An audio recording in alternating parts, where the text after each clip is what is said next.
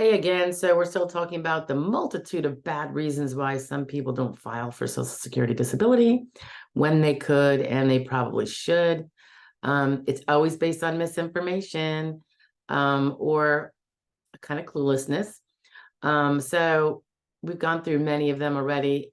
All of them start with, I think, the expression bad reason number something. Anyway, we're talking today about reason number 7.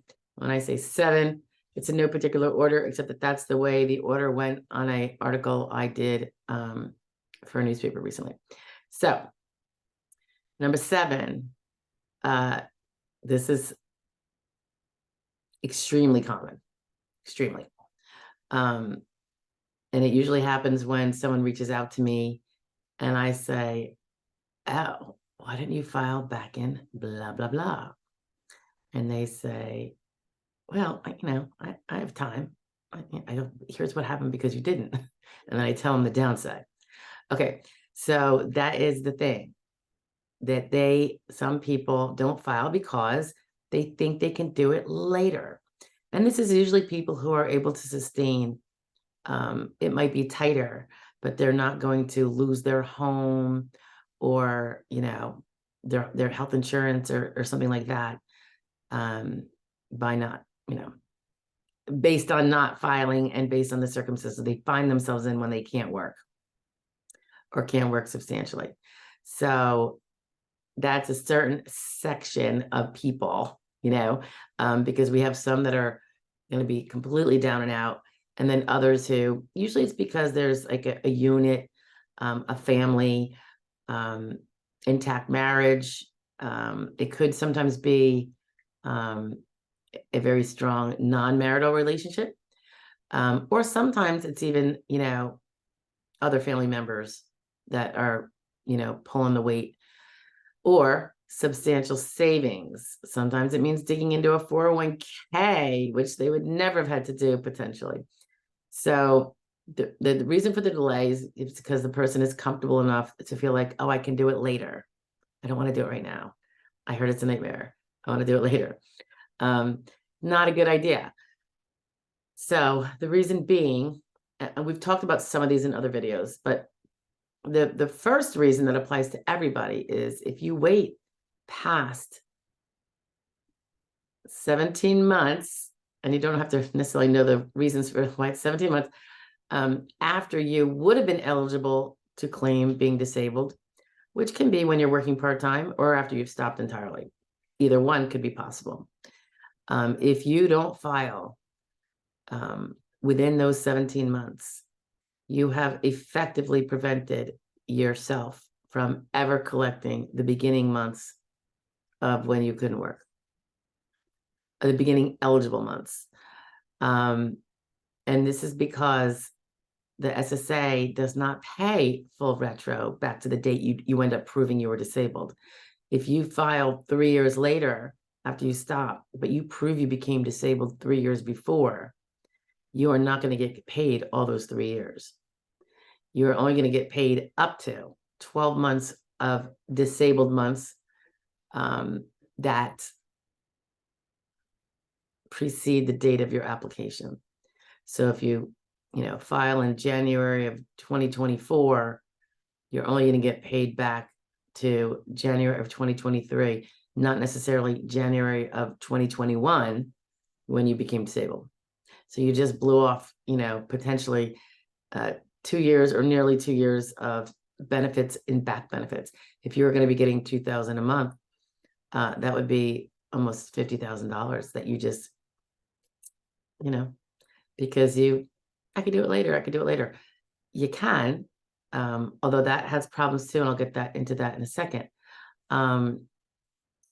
Yeah, you're if you wait less than the 17 months, you're fine. Although I would say start preparing, because you have to have that application in. There's no like fuzzy date, at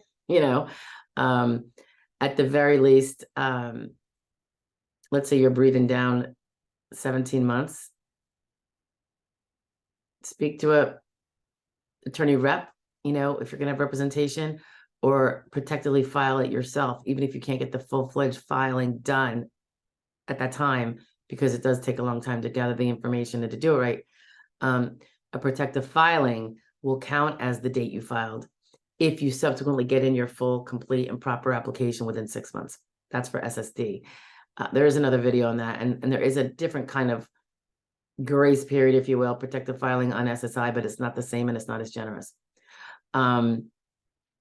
So what happens if you, for some people who wait because they feel like they have forever, they don't realize it is term insurance, right? And that's, I say that kind of colloquially, it's not deemed term insurance. It is in effect term insurance. And that is because we have to use the evidence that is born within our window of insured status. We all become uninsured when we stop working. For the part-time workers who are working under SGA and can file, or over SGA and can't file, they are continuing, even if they're not working full-time, they're continuing to earn the credits that will keep them insured status. For those that stop, the maximum amount of window you have of insured status, I hear dogs, is 5 calendar years. And that's if you had a fairly robust recent work history prior to that. So it's all a matter of numbers, not amount that you earned, as long as you earned the very tiny amount needed to get your credits. We have video on that. If you need to understand, make sure that you're earning your credits when you're working part-time. Look under, I think it's earnings credits might be the playlist. I'm not sure. I'll try to find out and I'll post it below when this is over. But yeah, you know, if you file and your window has already closed, you can make an application one time and try to prove through that past evidence that you were disabled. Now, if you've listened to any of the videos, the evidence you have to prove disability is so intense. It is a huge mountain of evidence that you need, and it's got to all be created in the proper time. And what I'm talking about now is the evidence has to be during that window after you stopped working substantially, even if you're working unsubstantially, to the date that insured window closes. So if you wait to, we have videos on how to find out your date last insured, so you'll know when that window closes. But you need to know, because if you file right before, it's going to be pretty bad, or anytime after, you can't go out and get new evidence to prove that you became disabled during that window, because they only look at the evidence in the window by and large. So had you filed 3 years earlier when you still had 2 years left of your window, assuming you had only like a 3-year window, but you know, if you were a steady worker, you'd have 5, you would not have this problem, because you'd be smartly going to an attorney rep and getting some representation, and they're going to be giving you, if they're doing their job, advising you, nagging you, like this nag hag does to my guys and ladies. You know, you need to be going to doing this. You need to go get this specialist. You know, you've got this impairment you haven't treated for, but it's in your records that you complained about it, you know, a year ago. You know that. And I say that because I know that some of these little impairments are going to be carving out some of those 12,000 jobs that we need to carve out for you to win. Because that is how it works. We have to carve out 12,000 jobs. And, you know, when you can't do your old job, it doesn't necessarily mean you can't do 1, 2, 3, 4, 5 of the other 12,000 occupations that are far less difficult than the one you had. And you, the claimant, have the burden of proving that. And if you have a representative, it's their burden as well. So, you know, you can't follow directions and take legal advice if you no longer have a window, unfortunately. Now for SSI, okay, there is no window. You just have to prove that you're financially poor enough all the months that you're claiming, and that you're disabled, just like the SSD person. But one thing about SSI is there is no retro. For every month that you don't file, you don't get that 12 months of retro back that the SSD guy can get. You get nothing.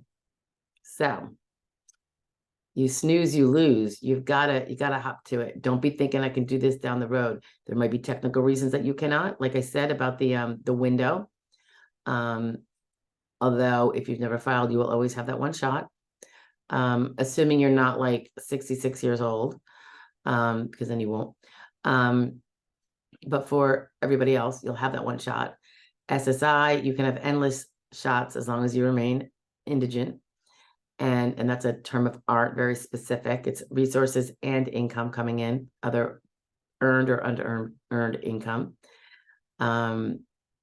So don't wait, guys. Just contact somebody. Just do it. All right. I don't want to see you regret it. I don't want to see you lose money. That you if it's SSD, you earned it, you paid for it. If it's SSI, you did not, but you need it. And if you qualify, the laws are there for you. All right. Chat with you all later. That was bad reason number 7. We're almost done. I think it's funny. I think we already did 8, but called it 10 or 11. So I think either that or 9. When someone had said it to me, I didn't realize it was already in the list. Anyway, so I'll be skipping that one. Anyway, ciao for now. Have a great night, guys. Bye.